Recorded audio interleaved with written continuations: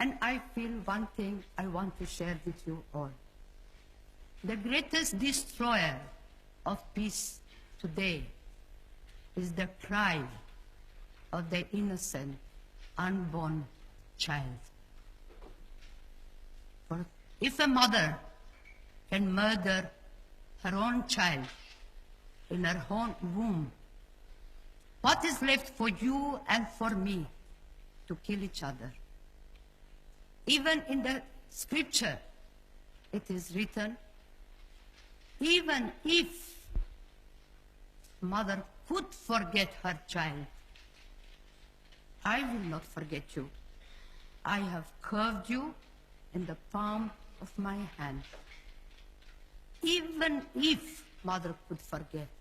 But today, millions of unborn children are being killed. And we say nothing. In the newspapers, you read numbers of this one and that one being killed, this being this one. But nobody speaks of the millions of little ones who have been conceived with the same life as you and I, with the life of God. And we say nothing. We allow it. To me, the nations who have legalized abortion, they are the poorest nation. They are afraid of little one. They are afraid of the unborn child. And the child must die because they don't want to feed one more child, to educate one more child. The child must die. And here I ask you, in the name of these little ones, for it was that unborn child that recognized the presence of Jesus when Mary came to visit Elizabeth, her cousin.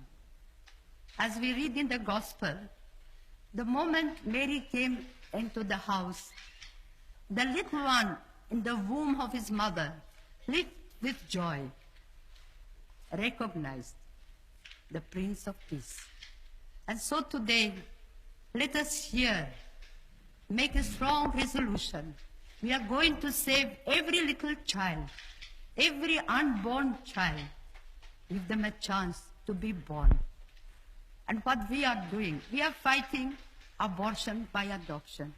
And the good God has blessed the work so beautifully that we are saved thousands of children, and thousands of children have found a home where they are loved, they are wanted, they are cared. We have brought so much joy in the homes where there was not a child. And so today I ask,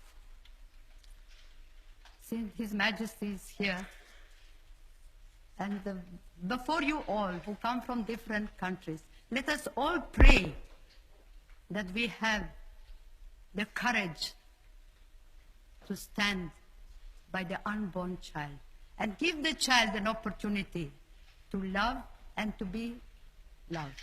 And I think with God's grace, we will be able to bring peace in the world.